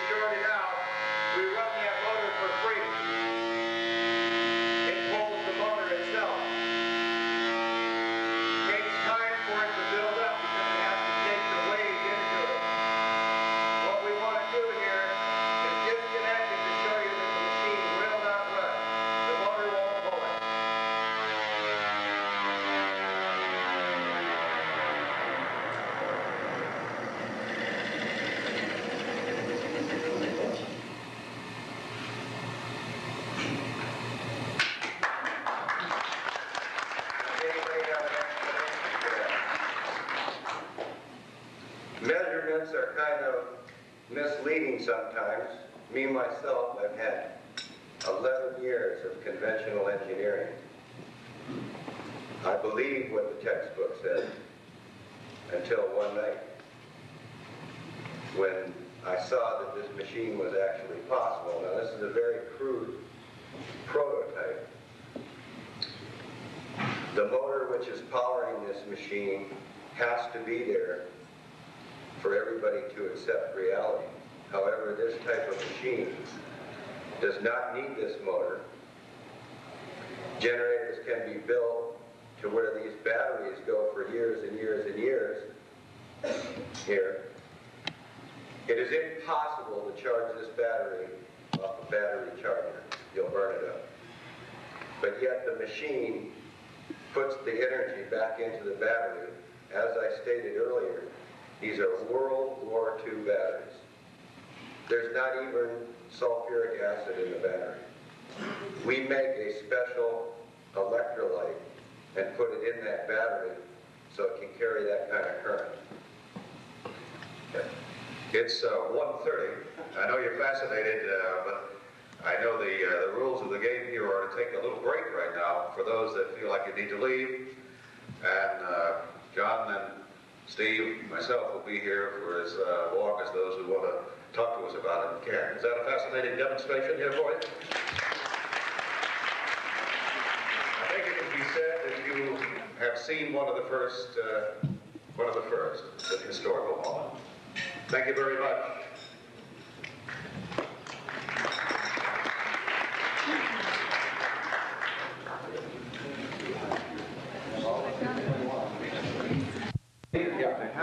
Routinely, I moderate the question period myself, but I'm afraid I wouldn't understand your question, so I'm going to ask you this. All right, well, thank you very much. Let us start with the questions. I guess, Jim Townsend. I have a question. I come from Anaheim, and we're involved in energy and generation, and we're on the hook for about $1 billion in the next 35 years. What's it going to do to our utility? What will this do to the utility companies? Well, first of all, I think it'll put an end to their need as these things get into the marketplace, as I mentioned in the talk. Wanted to know what this will do to the utility companies. We feel very strongly that it will stop the need for capital formation or begin to decrease that. This is going to be a gradual process as this moves into the mainstream. And certainly these devices themselves can be built of such a size to adequately take care of the utility companies as well. We see no reason to dismantle the great power grids we have in the country. Energy on its own. Why do we need batteries? Why do you have to need the flooding of the walls? I wonder if you could explain it once again exactly what is happening. Okay. First of all, the reason that that plug is in the wall is, like we explained earlier, this is a very crude prototype of this type of machinery. You see, the motor itself being plugged into your wall cannot turn that machine. That machine has to resonate and turn through its own load. You follow what I'm saying? In other words, once we start the machine's on its own. That is a dead magnetic lock. If Steve turns on, the reason for the batteries is you're not getting any energy unless you supply some field to get that energy from. What we are doing with that magnetic field is making the gravitational energy get trapped. This type of generator, when the rotors come up forward, then you get your energy, not when they cut the magnetic lines of force. In other words, this is charged through that magnetic field, and as it comes up, it discharges into one heck of a pulse. And that pulse at the same time goes back to the batteries that are supplying the energy to supply the field current. So therefore you're getting that for nothing, and you're getting the rotational speed for nothing. You're getting the acceleration. Under dead short, do you think that you could plug an extension cord into your wall and not stall your gasoline engine? If you short your alternator out on your car while it's idling, your engine is stopping dead. Mine is speeding up.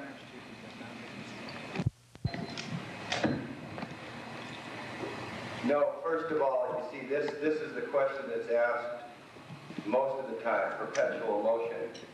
I don't think anybody understands the term perpetual motion. Perpetual motion is where you're standing right now, because me and you are going to be dead before the earth ever stops. This machine is going to have the kind of maintenance you would give your automobile. That's like saying, well, I never have to put oil in my car again. Okay, so the term perpetual motion is the wrong term here. This is not a perpetual machine. We're not making that claim. What we're saying is we are getting a reduced energy cost from this machine. We're putting in very little and we're getting a lot out. You have 10,000 hours of life. Do you have 10,000 hours of life? What is the life? Steve, how long has this machine been running?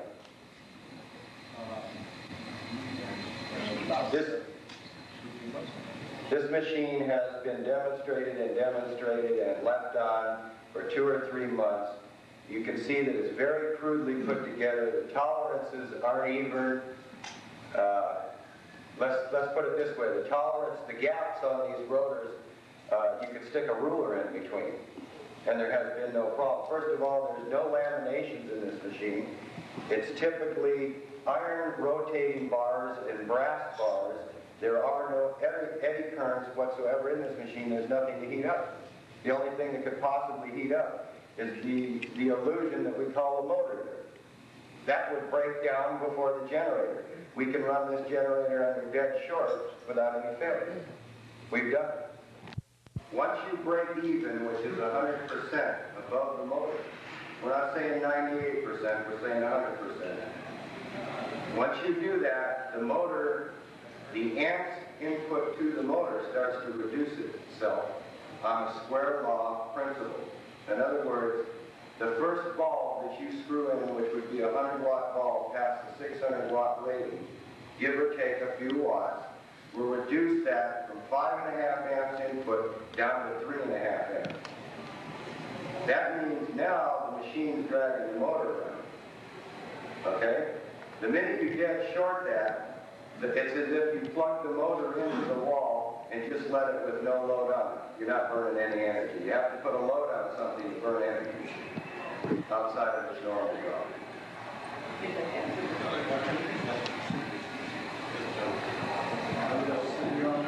It seems to me, I'm sure you consider this yourself. But yes, you can take the input, put it back into the output. That machine has already been made.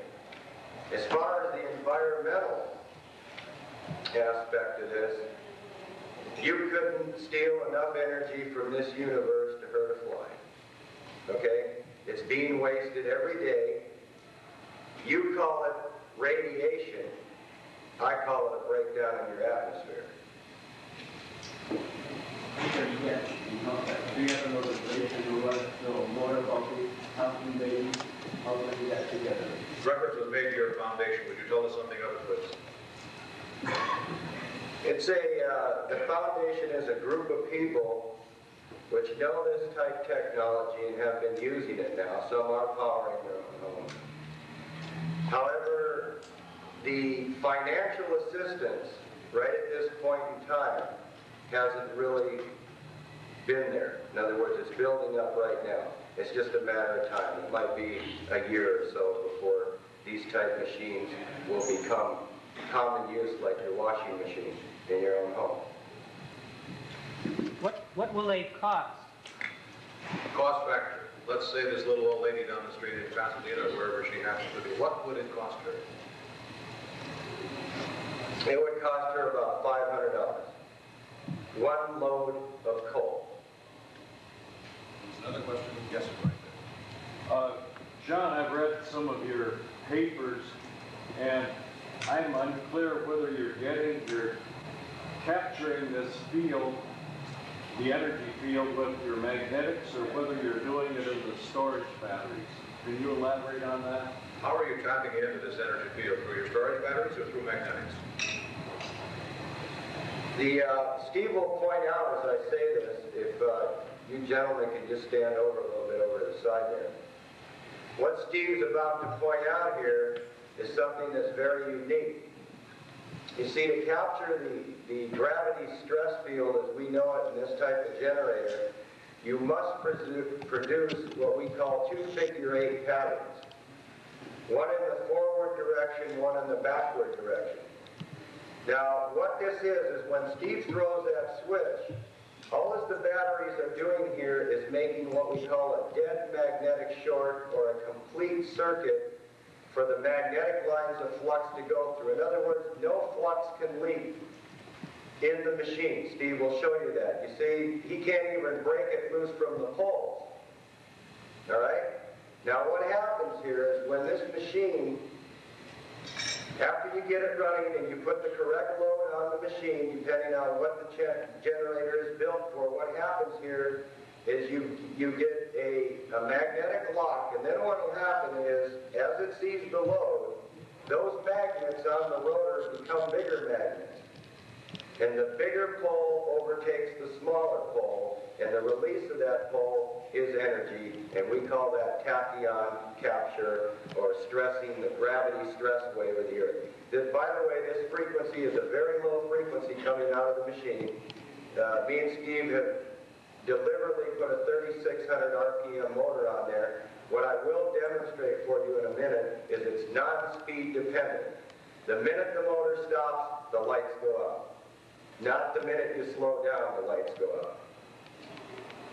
Now, we heard a high-pitched noise, and I just been wondering what that was. You probably explain that. What is the high-pitched noise? I'm not sure it's the generator. What would we call it? It's a generator. It's just a... When the generator starts up, we hear a high-pitched noise. What's the source of that noise? Okay, Steve has his theory on that, and I have mine on that, so I'll give you both. I say that when it comes out of the magnetic lock, you hear a crack. That's a high-pitched noise. When you hear that crack, that particular sounds almost like a fly swatter hitting a piece of metal, right? Now, are you talking about 2 poles there? Right. We are talking about all 4 poles there.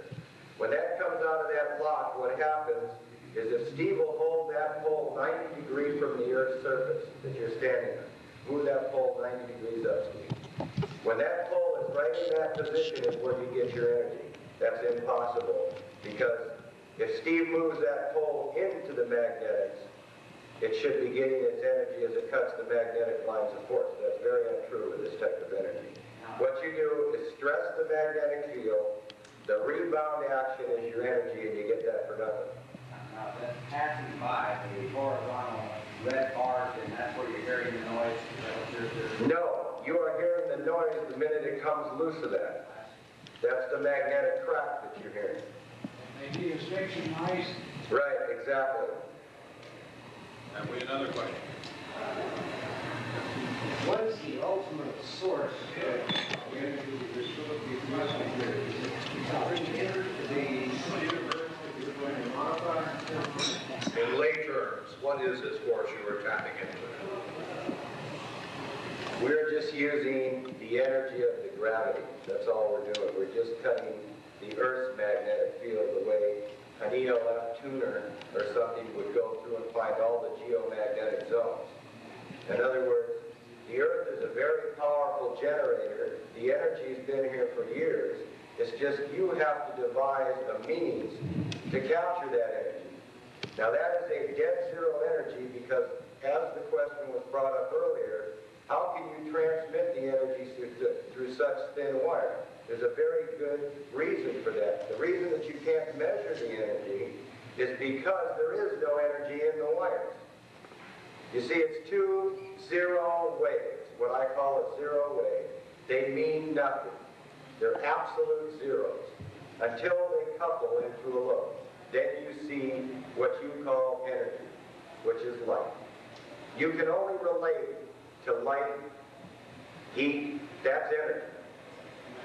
Okay, so the idea here is to make a machine which takes the gravity stress, converts it into a non-zero energy, and then put it over here into the light bulbs and form an electromagnetic wave, which you call energy. What we were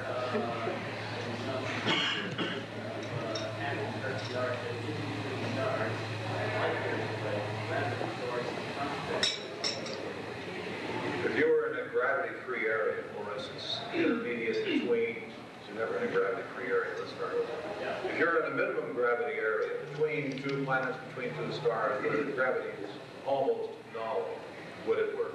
Well, it's effectively non-existent for most of our technology. First of all, this is a zero-point energy machine, and the higher you get it off the ground, the more it'll put out. All right? You see, what's limiting this machine right now is the Earth is grounding it out. This is a very high frequency energy that you are converting here. Okay? You measure it in the form of very low waves, but it's actually beyond the speed of light. Okay? It's 27, maybe 100 times beyond the speed of light. The computers don't have enough numbers to register this out. We haven't made anything like that ever. You see, this is what's known, you can term this as a tachyon type converter. In other words, what you're dealing with here is a machine which converts radiation into energy. It sucks it up like a sponge sucks up water. Let me go back to your last answer. Did I really hear you say it exceeds the speed of light? Yes, I did. I'll say that it exceeds the light 27 times.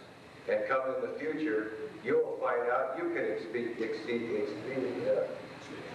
the light speed. First of all, we're going higher in frequencies.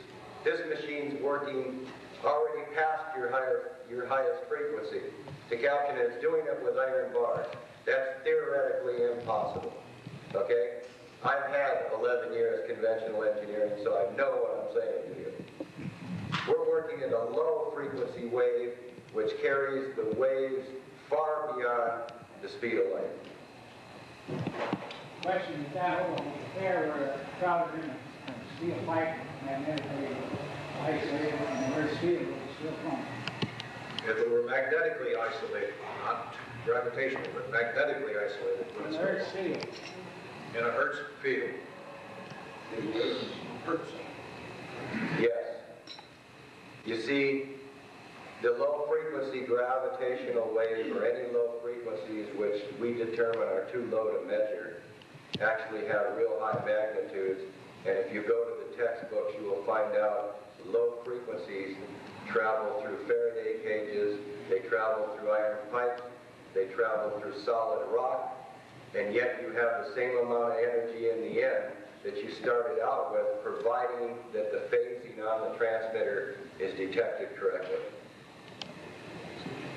I wonder, does it have to work in a resistive load, or can you drive a motor with it, an inductive motor? Does it have to be a resistive load? Must it work in the resistive motor? Can you drive a motor with it?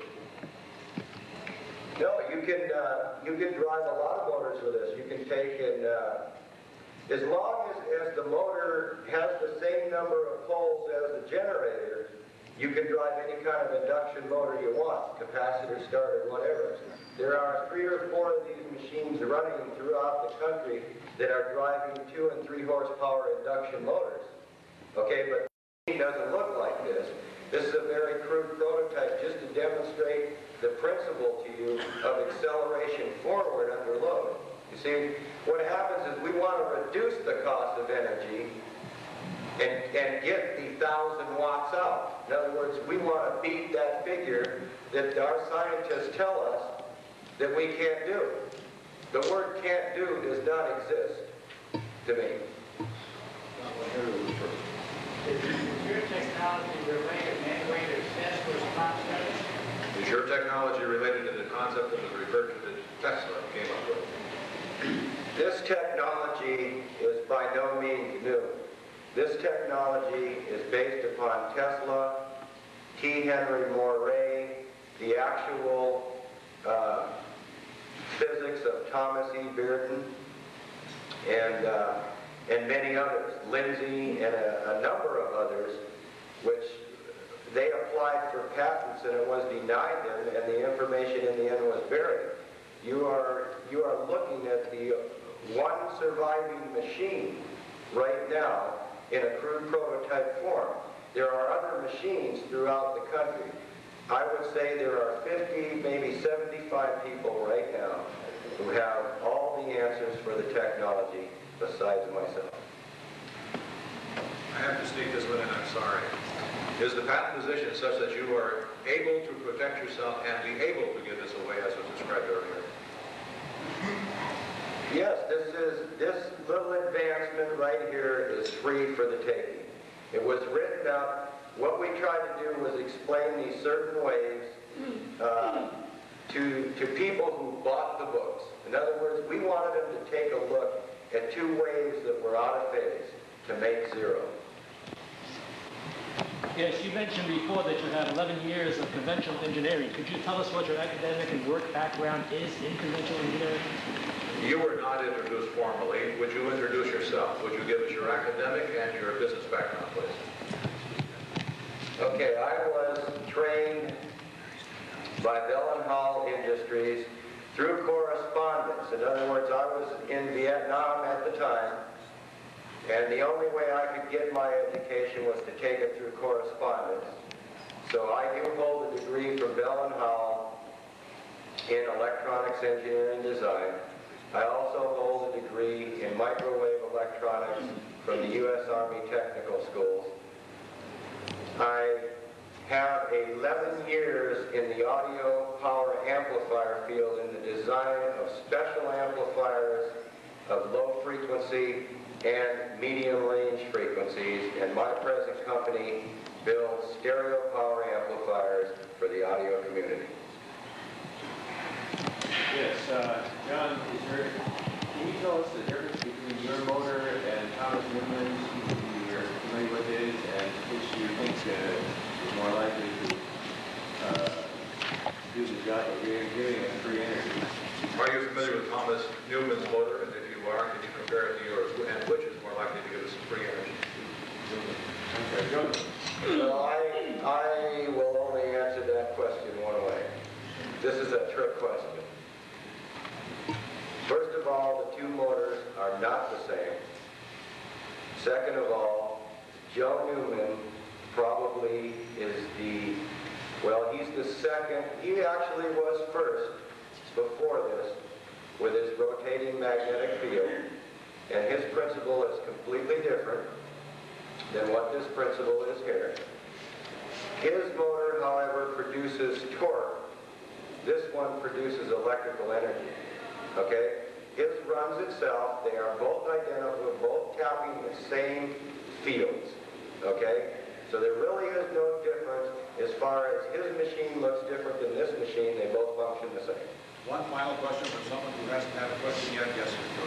Has this system been tested by an independent agency, and if so, are the reports available? Has this system been tested by an independent agency, and if so, are the reports available? Well, this system, this particular type of generator has been tested many times in the past.